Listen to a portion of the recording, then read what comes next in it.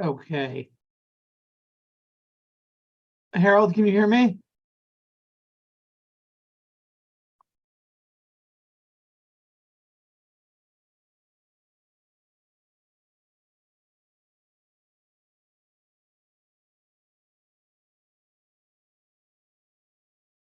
Okay, Vachaya, you're connected, yeah? Yes, I am. Yeah. Okay. Harold, I'm not sure what the issue is. Chaya can hear you. So you might want to check your can you hear me? So you might want to check your settings. All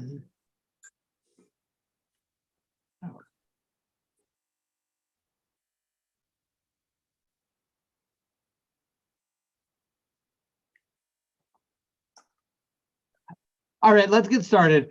Parsha Shelach is certainly a traumatic and formative episode in the Torah, right? Certainly the footprint left behind by the episode of the Meraglim is one that is going to change the trajectory of Jewish history in the moment, right? The Klal Yisrael, that entire generation, as a consequence of what happens, is going to die in the wilderness, right? So that's a very serious impact. It's interesting that in its own way, it is actually even more impactful, really, than the sin of the golden calf, right? Which again, we talk about the sin of the golden calf on a regular basis as something which is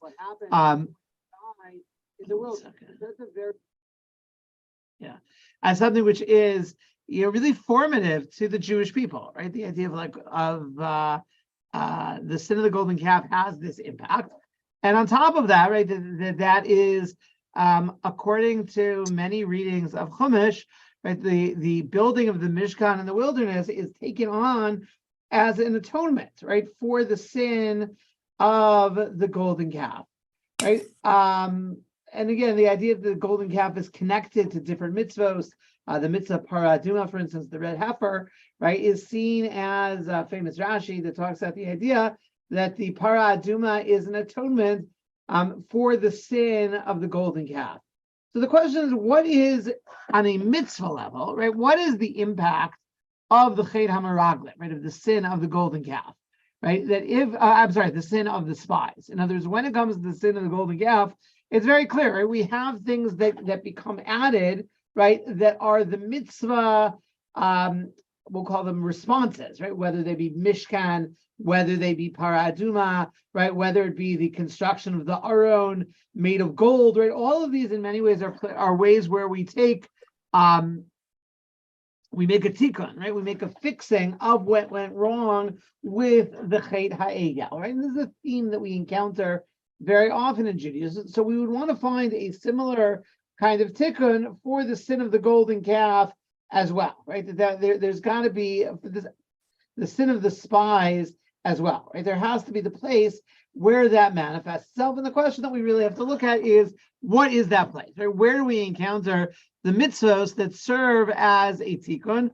And by doing so, how do we better understand what this is all about? So I want to make two suggestions, or share two suggestions with you. The first is a suggestion that we find from Rav Menachem Zemba. Now, Rav Menachem Zemba is someone who maybe we don't know as much about him or hear as much about him as we should. He's actually a very significant figure. He was a brilliant Gaon, a Ger Chassid, who was a significant Rav in Warsaw. Right, he was a significant Rav in the city of Warsaw.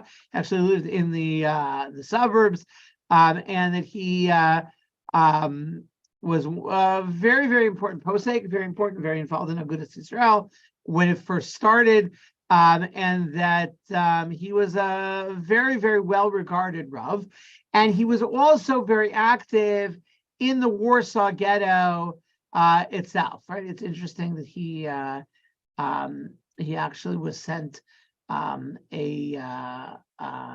Costa Rican passport in the Warsaw ghetto, but they misspelled his name, so he wasn't able to use it. And that later in the war, that the Judenrat in Warsaw actually told him that the Catholic Church was willing to rescue him and two other rabbanim, as the rabbin of Warsaw, and he was not going to leave was not able to leave the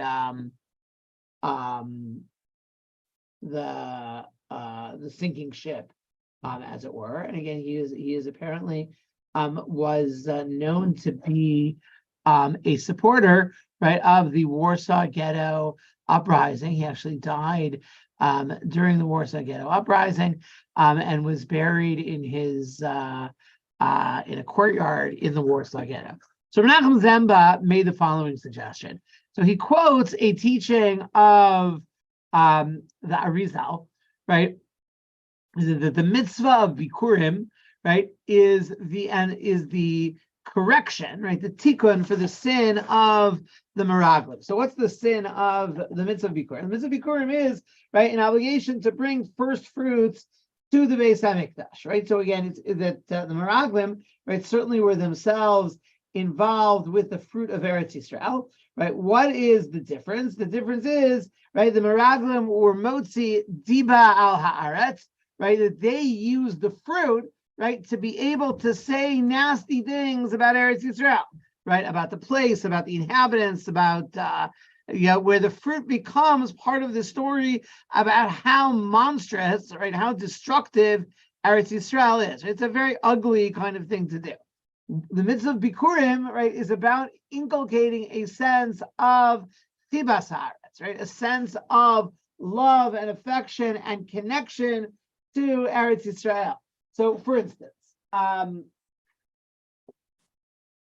the person who brings Bikurim, right, from the 7 species of Eretz Yisrael, right, and again, it's significant that Bikurim apply only, right, to those fruits, right? It's not a general halacha about fruit. It's a halacha about the Shivas Haminim, right, about the species which are specific to Eretz Yisrael. And the declaration that a person makes when they bring Shivas Haminim, right, is an affirmation, right, of their connection to Eretz Yisrael. Right, that God, after taking us out of Egypt, brought us to this place. Right, and He gave us, right, this land, which is a land flowing with milk and honey. Now, what's interesting, right, is that when it comes to the story of the Meraglim, right, the Meraglim acknowledge that, right? The Meraglim, they come back, right? They bring these giant fruit that they have brought with them, and they say, right, Banu el haaretz asher shlachtanu, we've come to the land, right, that you sent us to. The gams of chalav udvash, he v'zeh pirya, right? He says, and it's also flowing with milk and honey, and these are its fruits, right? And Rashi there makes a very interesting comment. Rashi says, "Kol dvar sheker she'ein omrim v'oktzas emes b'tchilaso ein miskayim b'sofa." He says that for a lie to take off, right, there has to be truth incorporated within it. Right, and the idea, right, they're taking real facts, right? They have real facts that they're using to make their case. The question is not the facts, right? The question is today what we would call is what's the narrative, right? And what's the story that you're telling with the facts, right? So the mitzvah of Bikurim is I'm going to walk in the steps of the Meraglim, right? I'm going to bring the fruit of Eretz Yisrael with me, but part of the mitzvah is telling the story of the Jews coming to Eretz Yisrael, right, in a chibas haaretz kind of modality, rather than a dibas haaretz kind of modality. And this is Menachem Zemba actually makes a very interesting point. He says, if you look at the Mishnah in Bikurim, right, when the Mishnah in Bikurim describes the process of how one brings Bikurim, it specifically mentions figs, grapes, and pomegranates. Not only does it use and it's interesting, not only does it use grapes in general, even it uses the term eshkol, right? A cluster of grapes, right? And that's what they bring back, right? That's exactly what the Torah says, right? They bring zimora ve'eshkol anavim echad, one cluster of grapes, umin harimonim, umin hate'inim, right? And from the pomegranates and from the figs. Now, Halachically, right? You don't have to give all those examples in the Mishnah, right? The Mishnah could say, to give an example, could have brought one fruit, or it could have brought all five of the fruit species of Eretz Yisrael, but it doesn't do that. It uses specifically the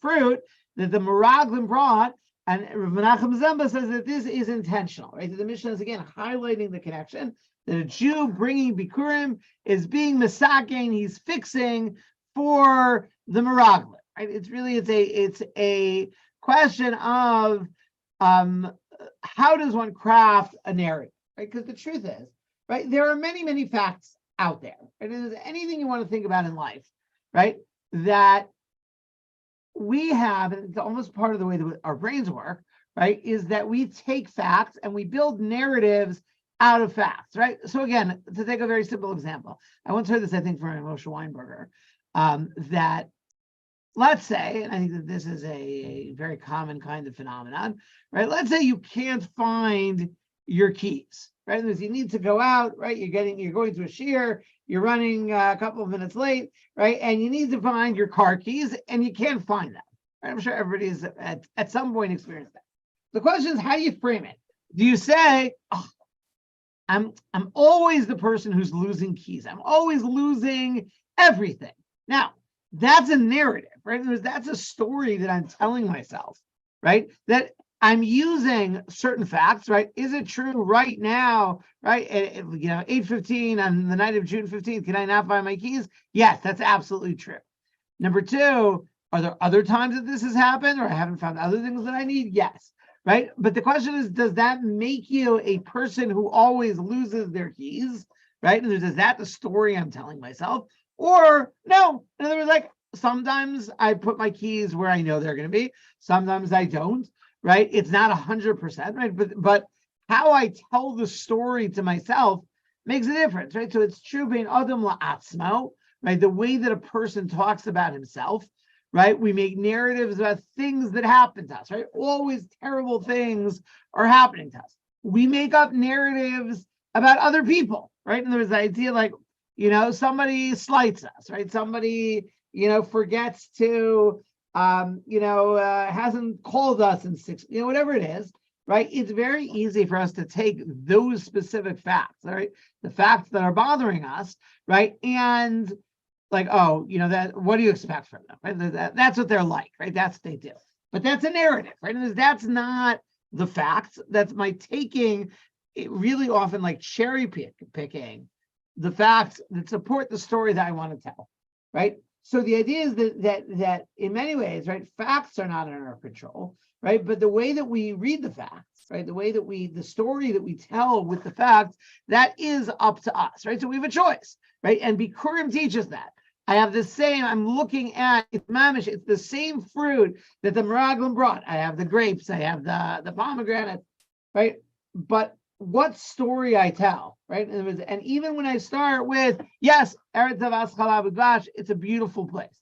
And by the way, that is true when it comes to, even if we bring it back to the beginning, about Eretz Yisrael, right? There are many stories we can tell about Eretz Yisrael, right? There's lots of facts out there, right? And that we can make the story a positive one, an uplifting one, right? A story that is highlights all of the beauty, or we can tell a negative one. And it's very easy, and unfortunately there are many Jews who are good at this kind of thing, right? One way or another, to be able to go in the footsteps of the Meraglim, right? To do, really to go in the wrong direction and turn it into a story of dibas haaretz, right? Of debasing and saying bad things at Eretz Yisrael.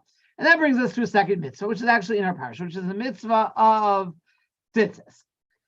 There's a very intriguing Rashi, right, when it comes to tzitzis, right? Rashi, so the pasuk says, "Lo sasur acharei levavchem," that the point of tzitzis is that it is to remind you of God, so that you do not veer away after your be distracted, right? Be even perverted, right after your heart and your eyes. So Rashi zooms in on that word lo sasuru, and he says really something very, very interesting. Kemo mitur haaretz, right? Rashi takes us back to the very beginning of the Parsha, right? The very beginning of the Parsha describes the mission of what we call the Meraglim, right? Is they're sent latur es haaretz, right? To spy out the land. And if it's not explicit enough, Rashi continues, halev v'ha'ayin meraglim laguf, right? The heart and the eyes are like the spies of the body, right? In terms of being its advanced messengers, as it were, right, for sin. Ha'ayin ro'eh, halev chomed, v'haguf oseh avera.